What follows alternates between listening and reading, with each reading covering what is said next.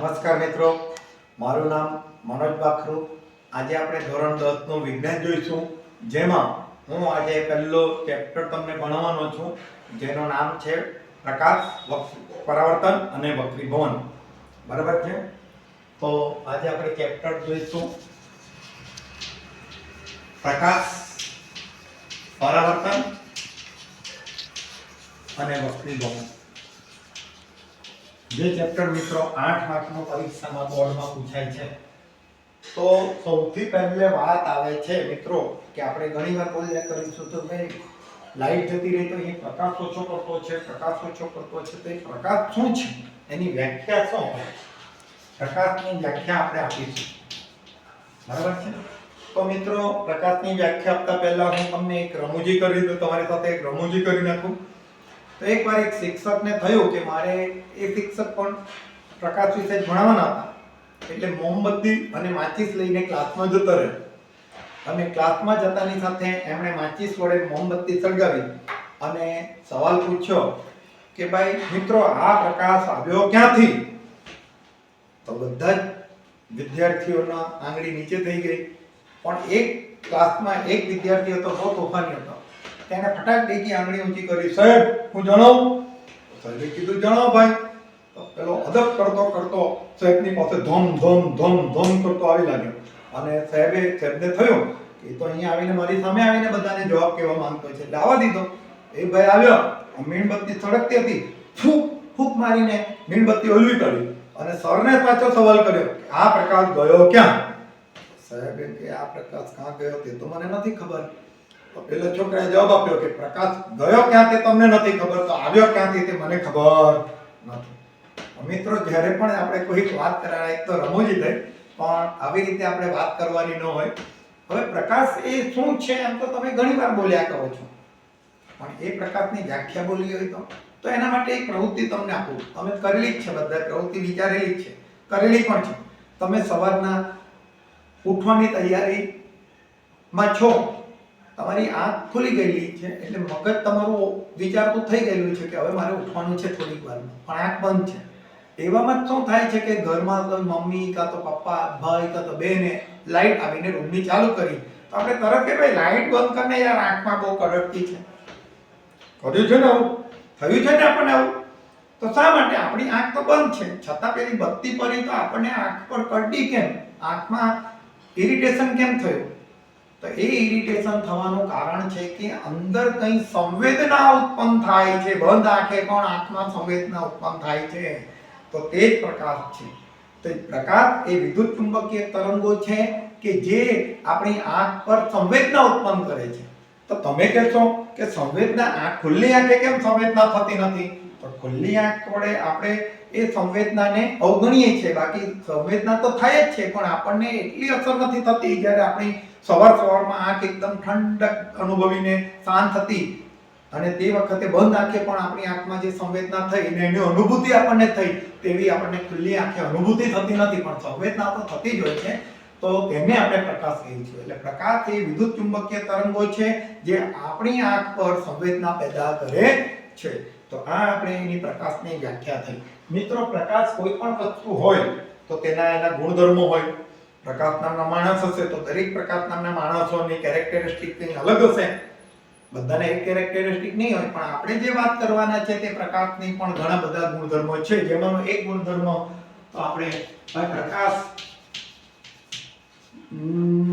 ના તરંગો એ શું છે? ઊર્જા ધરાવે છે। એ શું ધરાવે છે? ઊર્જા ધરાવે છે। બીજી વસ્તુ અત્યારે જ આપણે જોઈ લઈએ કે ભાઈ પ્રકાશ એ પોતે વિદ્યુત ચુંબકીય તરંગો છે, વિદ્યુત ચુંબકીય તરંગો છે અને જે આંખ પર સંવેદના પેદા કરે છે। ત્રીજી વસ્તુ આપણે જોઈ લઈએ કે ભાઈ પ્રકાશના તરંગો અથવા તો પ્રકાશ એ સીધી લીટીમાં ગતિ કરે છે।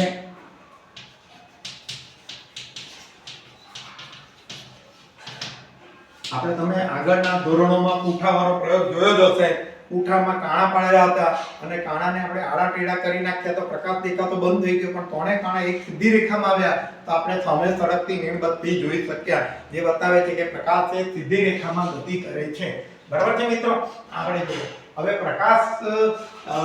ના તરંગો છે કે પ્રકાશની ઝડપ 3 લાખ કિલોમીટર પ્રતિ સેકન્ડ છે.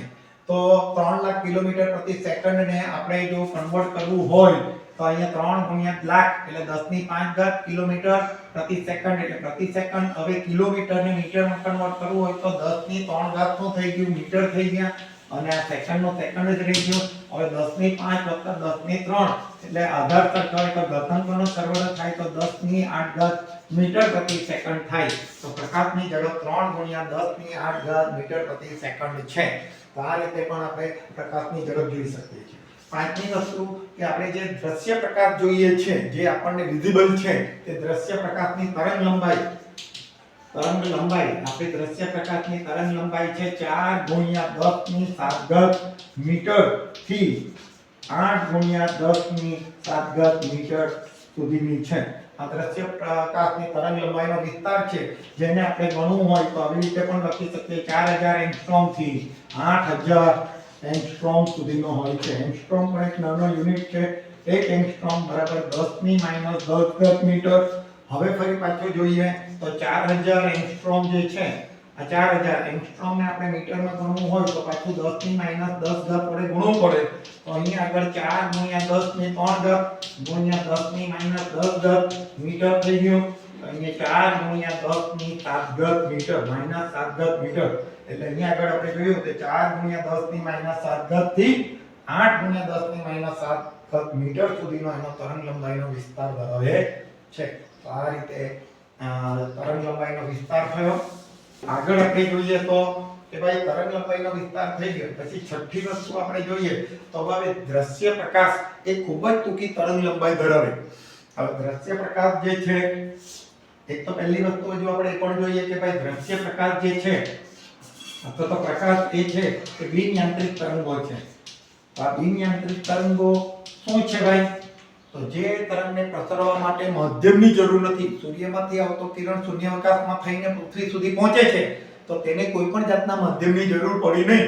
પણ ધારો કે આપણે અવાજ હું બોલું છું અને અત્યારે તમારી ને મારી વચ્ચે જો શૂન્યાવકાશ થઈ જાય તો તમે મને સાંભળી શકશો નહીં. કેમ? તો ભાઈ અવાજને પ્રસરવા માટે માધ્યમની જરૂર હોય છે. એટલે અવાજ આપણો જે સાઉન્ડ જેને આપણે કહીએ છીએ બરાબર છે ધ્વનિ એ ધ્વનિને પ્રસરવા માટે માધ્યમની જરૂર છે માટે તે યાંત્રિક તરંગ છે. જ્યારે આપણે પ્રકાશને પ્રસરવા માટે માધ્યમની જરૂર નથી માટે તેને બિન યાંત્રિક તરંગો કહીશું. તો પ્રકાશ એ બિન યાંત્રિક તરંગો છે. હજુ આપણે જે વાત કરી રહેલા હતા કે ભાઈ ટૂંકી તરંગ લંબાઈ ધરાવે છે. તો ટૂંકી તરંગ લંબાઈ એટલે આપણે એનો આલેખ જોઈશું તો આપણે એનો આલેખ આપણને આવી રીતનો મળતો હોય છે. લંબગત તિરંગો મળતો હોય. તો આવા તિરંગોને આપણે આ તિરંગને આપણે જો એક નાની રીતે બતાવીએ ટૂંકી એટલે એકદમ ટૂંકી હજુ ટૂંકું આનાથી નાનું કરીશું તો આટલું આનું નાનું કરીશું તો એક ટપકા સ્વરૂપે જ આવશે. તો આવા બધા ટપકા સ્વરૂપે પ્રકાશ ફેલાય છે. હવે ટપકા સ્વરૂપે પ્રકાશ ફેલાય અને આ ટપકા સ્વરૂપે ફેલાયેલા પ્રકાશમાંથી જો આપણે એને જોડીશું તો આપણને આવા કિરણોનો પુંજ મળશે. એટલે પ્રકાશ એક કિરણ પુંજ સ્વરૂપે ફેલાતો હોય છે અને એમની તરંગ લંબાઈ ખૂબ જ ટૂંકી હોય છે. એટલે તે તરંગ ના સમૂહમાં ફેલાતો હોય જેને કિરણ પુંજ કહેવામાં આવતું હોય છે. હવે મિત્રો કે પ્રકાશને જ્યારે કોઈ એક પારદર્શક સમતલ સપાટી પર આપાત કરવામાં આવશે બરાબર છે અને એ સમતલ સપાટી એ તમારી કેવી છે ટ્રાન્સપરન્ટ છે એટલે પારદર્શક છે તો પણ એમાંથી આપાત થયેલા કિરણમાંથી એનું મહત્તમ વક્રીભવન થઈ જશે પણ આંશિકપણે એનું પરાવર્તન પણ થતું હોય છે. આંશિક પરાવર્તન થશે એ સપાટી પરથી આંશિક પરાવર્તન તો થશે જ થશે પણ વધારે પડતું તેનું શું થઈ જશે વક્રીભવન થશે. આ આપાત કિરણ છે. તો આવી રીતે સમતલ સપાટી પર જ્યારે આપણે પ્રકાશ પાડવાની કોશિશ કરીશું પારદર્શક સપાટી હશે આ પારદર્શક સપાટી છે તો તેના પરથી મેક્સિમમ કિરણ સીધું થોડુંક વાંકું થઈને સીધું જ જતું રહેશે અને પેલામાંથી પરાવર્તન થશે. અને બીજી વસ્તુ છે કે જે પ્રકાશના કિરણો જે છે એને તમે જુદા જુદા અરીસા દાખલા તરીકે અંતર્ગોળ અરીસો છે એમાં સમાંતર કિરણો આપાત કરીશું તો કોઈ એક બિંદુ પર કેન્દ્રિત કરી શકીએ. જો હવે લેન્સ હશે તો લેન્સમાં પણ આ બહિર્ગોળ લેન્સ છે બહિર્ગોળ લેન્સ પર સમાંતર કિરણ આપાત કરીશું તો કોઈ એક બિંદુ પર કેન્દ્રિત કરી શકીશું અથવા તો બહિર્ગોળ લેન્સ હશે તો તેના પરથી આપણે એને દૂર મોકલી શકીશું અને અંતર્ગોળ લેન્સ હશે તો એના પરથી પણ પ્રકાશના તરંગોને આપણે દૂર સુધી એટલે વિકેન્દ્રિત કરી શકીશું અથવા તો કેન્દ્રિત કરી શકીએ છીએ. તો આ એ પ્રકાશની બધી ગુણધર્મો થયા. મિત્રો એનાથી આપણે આગળ વધીએ તો હવે આપણે વાત કરવાના છે કે પરાવર્તન એટલે શું, અથવા તો પહેલી વસ્તુ હજુ આપણે એ જોઈએ. આ થઈ આપણે પ્રકાશના પરાવર્તનની આપણે પ્રકાશના ગુણધર્મોની વાત કરી. મિત્રો હવે પહેલામાં પહેલે કે વસ્તુ ક્યારે દેખાય, વસ્તુ ક્યારે જોઈ શકીએ, આ એક પ્રશ્ન આપણને થાય. તો તમે એનો બહુ સારી ઉદાહરણ છે. તમે ધારો કે કોઈ ઉપલા માળ પર રહો છો અને ત્યાંથી તમે દૂર જતો કોઈ વ્યક્તિ છે જે અંધારામાં જઈ રહેલો છે, તો તે અંધારામાં જતા વ્યક્તિને તમે પોતાના બંધ બાણામાંથી, તમારા પણ ઘરમાં બત્તી બંધ હશે તો સામેવાળો તમને પણ નથી જોઈ શકતો, તમે એને પણ નથી જોઈ શકતા. પણ હવે તમે શું કરો છો કે તમે પોતાના ઘરમાં બત્તી સળગાવી દો છો તો સામેવાળો તમને જોઈ શકશે પણ તમે એને જોઈ શકશો નહીં. શા માટે સામેવાળો તમને જોઈ શકતો? કારણ કે તમારા પર પ્રકાશ આપાત થયો. એ પ્રકાશ આપાત થઈને પરાવર્તન પામીને એની આંખમાં ગયો અને તેથી તેને તે વસ્તુ દેખાય. બરાબર છે? જ્યારે તેના પર પ્રકાશ પડતો જ નથી અને તે પરાવર્તન પામીને તમારી આંખ સુધી પહોંચતો જ નથી તો એ વ્યક્તિ તમને ન દેખાશે. સિવાય કે તમે રૂમ બંધ છે અને મોબાઈલમાં જતા જતા પોતાના પર જ બેટરી મારતો જતો છે તો હવે તમે તેને જોઈ શકશો કે એ વ્યક્તિ કોણ છે, કારણ કે હવે એના પર પ્રકાશ પડવાનો ચાલુ થયો અને એ પરાવર્તન પામીને તમારી આંખ સુધી પહોંચ્યો તો તમે તે વ્યક્તિને પણ જોઈ શકશો. તો મિત્રો વસ્તુ જોવા માટે વસ્તુ પર પ્રકાશ પડવો જરૂરી છે. પ્રકાશ પડતો હોય તો તેના પરથી પરાવર્તન પામેલી વસ્તુ જ આપણી આંખ સુધી પહોંચશે અને તો જ આપણે વસ્તુને જોઈ શકીશું. મિત્રો આના પછી આપણે હજી વાત કરીએ કે ભાઈ પરાવર્તન કોને કહેવામાં આવે. પરાવર્તન એટલે શું? તો પરાવર્તન એટલે કે વસ્તુ પર પ્રકાશ આપાત થાય અને તે આપાત થયેલો પ્રકાશ ફરી પાછો તે દિશામાં જાય તો તે વસ્તુને શું કહેવામાં આવે છે? પ્રકાશનું પરાવર્તન કહેવામાં આવે છે. બરાબર છે? તો પરાવર્તનની વાત થઈ. પરાવર્તનના પાછા બે પ્રકારો છે જે આપણે જોઈશું કે પરાવર્તનના બે પ્રકારો.